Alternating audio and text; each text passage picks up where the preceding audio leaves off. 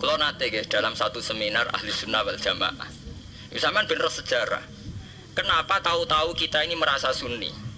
Dan setelah merasa sunni seakan-akan kita ini paling benar, atau yang di luar sunni adalah salah. Padahal kita tahu Islam dimulai dari Muhammad. Istilah Islam populer itu mulai Nabi Muhammad. Meskipun secara sejarah istilah itu dimulai Nabi Ibrahim. Ini mulai populer itu era Nabi Muhammad. Kemudian Nabi Muhammad itu sebagian riwayat hanya ngendikan ketika banyak firqah, itu yang benar adalah ahli sunnah wal jamaah.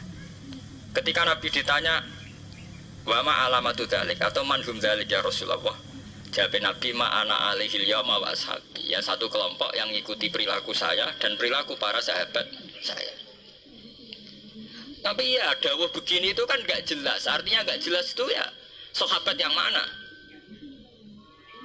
Wong sahabat itu nak era Abu Bakar anute gampang era karuan, wong anane mau Pak Abu Bakar. Era Umar enak anut era karuan, jenenge anane mau Pak Umar tok. Era Utsman jek rada enak. Bareng era Ali sahabat sing ndi? Sayyidina Ali bentrok mbek Muawiyah, ki anut sing ndi? Jare kelompok Ali sahabat sing bener Ali, jare kelompok Muawiyah ki anut sing ndi? Ki anut Ali kudu buak Muawiyah, anut Muawiyah kudu buak Ali. Anut P3 kiai ini iku nak PKNU iku kudu buak salah si sitok. Lan nak kiai PKNU pidato wong kudu anut kiai sampun mbah anut kiai tapi mboten jenengan tepaan kiai kula P3. Nah, engko sing P3 yang ngono wong kudu anut kiai pun mbah kula pun anut kiai cuma tepaan kiai kula PKNU. Lah padha era sahabat ki ngoten. Aku wis anut sahabat tepaan sing tak anut Sayyidina Ali. Jare pengikut Muawiyah aku ya anut sahabat cuma sing tak anut Muawiyah. Bar sakniki pun buletan bro. Lah semenjak iku wis bulet-buletan. Lah ning dinggon angger sejarah iku wis bulet. Wong sok suci itu paling bahaya dalam sejarah. Eling-eling santri sing khusuk-khusuk. Mulane mboten niki sejarah. Mulane Kiai Memun, Kiai ngalim rata-rata gedeng santri khusuk dalam hal sejarah. Akhirnya ono kelompok sing sok khusuk yaiku moh tukaran, ya moh partai, moh kelompok-kelompokan. Ngerasa bener dhewe iku disebut kelompok Khawarij. Wong Khawarij iku darani dosa gedhe murtad saking khusuke. Ora ana dosa cilik, kabeh dosa iku gedhe. Mergo dosa iku bentuk pelanggaran terhadap Allah Subhanahu wa taala. Wis entek khusuk wong Khawarij. Ora ana wong khusuk dalam sejarah kaya wong Khawarij. Tapi saking khusuke duwe akibat Ali ya diarani salah, Muawiyah ya diarani salah. Ya kok wong saiki PKB diarani salah, PKNU diarani salah, NU diarani salah, Muhammadiyah diarani salah. Dekne mau klunak-klunuk ning kamar ora tau gawe madrasah, ya ora tau mulang ngaji. Paham nggih? Ya ora tau dadani umat, mau pertuntang-pertundung. Iku Khawarij, ngono jenenge apa? Khawarij. Saelek-eleke partai iku sering duwe paguyuban, ngrudak-gruduk istighosah mbok gawe sekolahan. Saelek-eleke partai. Saelek-eleke ormas yo sering gerakno masa kanggo kebaikan. Tapi sak soleh-soleh wong dhewean paling klunak-klunuk. No. Padahal ning nggo madrasah dhewe, nek gawe proposal yo. Nek ora ngono donyane entek, padahal donyane mok sapi kuru entek. Iku nggo pondasine tok ora cukup. Nggo pondasine tok mboten apa? Cukup. Wes wong soleh paling apik sak donya, umpamane niat gawe masjid lho. Ndadekno pondasi sini tok apa gredok ora ngarah. Cukup. Ada sing rapati soleh lewat partai, proposal sana sini masjidnya dadi mewah, mbok dhuwit subhat, mbok haram. Mbok abang, mbok ijo, bos. Akhire wong Khawarij gawe satu kelompok sing ngalalno darahe Ali, yo ngalalno darahe Muawiyah. Akhire matek dipateni wong Khawarij. Sampai sekarang para teroris, para pembunuh diri itu rata-rata berangkat dari orang yang sudah anti sama kepartaian, anti sama golongan, merasa suci sendiri, kemudian banyak terjadi bom bunuh diri dan sebagainya. Itu sejarahnya panjang. Memang samu gampang tapi urip. Sebab itu semenjak itu sudah ulama-ulama itu tidak senang sama orang yang merasa sok suci sendiri, benar sih. Loh, saya sering ditanya, Gus, sampean itu kan tidak berpartai. Terus kalau organisasi di Indonesia yang sampean ikuti apa? Tak jawab. Asal NU atau Muhammadiyah itu mayoritas, saya hanya ada di antara dua itu. Asal mayoritas, masih mayoritas. Soal aku tidak pengurus, memang tidak pengurus, tapi saya milih di antara NU atau Muhammadiyah. Asal masih mayoritas. Secara organisasi lah. Bahwa per detail perilaku kita karena kita punya ilmu. Ya mungkin kita punya kekhasan-kekhasan sesuai kapasitas masing. Tapi kita harus milih salah satu NU atau Muhammadiyah.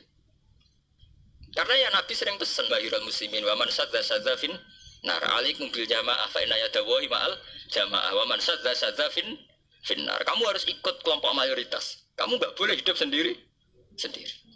Wa man sadza fin nar, yang merasa benar sendiri masuk neraka. Ya karena itu tadi ada madrasah karena dibikin kelompok NU. Nanti ada sekolahan modern yang menjadi izzatil Islam wal muslimin melawan wong Kristen atau wong fasik ya sekolahan Muhammadiyah.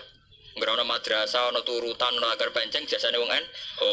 Ada sekolahan yang bisa bersaing dengan non muslim wae Muhammadiyah. Ya itu saja kita. Karena kalau tidak direduksi begini, kita akan ikut kelompok-kelompok kecil yang merasa benar sendiri. Misalnya kelompok-kelompok yang kecil-kecil sing aneh-aneh. Itu kan mereka lebih orisinil. Tapi saat orisinil kelompok kecil itu lebih ngeri. Misalnya kayak kemarin ada kelompok An-Nazir. An-Nazir mungkin dia bisa ngepas no dawe Nabi. Yang sing rambutnya diping lho. Sing tenggene japos bodone beda mek bodo kita. Saya tuh pernah melihat di Metro, ini cerita intelektual. Pernah lihat di Metro wawancaranya ketua Jamaah An-Nazir. Itu dalam banyak hal memang mereka ingin memiripkan sama Nabi. Misalnya rambut dipilok, diping. Dalam sejarah sampean takok ahli hadis, memang Nabi Sayyidina Abu Bakar itu rambutnya apa di apa itu disemir. Terus mereka kalau sholat isya itu akhir, katanya Nabi kalau sholat isya sulusul-lail dan sebagainya dan sebagainya.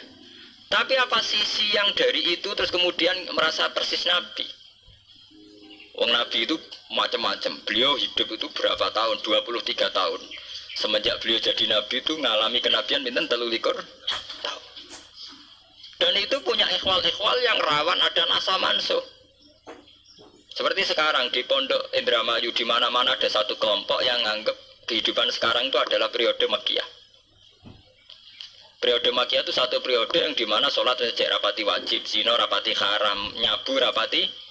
Ya ada kelompok-kelompok di kota-kota begitu. Di kota-kota juga banyak orang yang sama orang zina itu biasa, sama orang nyabu biasa. Mereka sendiri tetap mengharamkan zina, tapi nggak perlu dilawan. Sehingga polemik ketika FPI begitu, ada yang mengatakan periode sekarang itu mirip Makkiyah, di mana kemungkaran nggak perlu dilawan, yaitu bil hikmati wal mau'izatil hasanah. Ada orang yang menafsirkan Islam sekarang itu sudah periode Madaniyah, sehingga kemungkaran harus dilawan. Yang kayak FPI itu yang anggap sekarang sudah periode Madaniyah. Nah itu kan artinya begini, semua itu toh mengklaim mirip-mirip niru Kanjeng Nabi. Masalahnya semua itu juga ngeklaim mirip-mirip niru Kanjeng Nabi.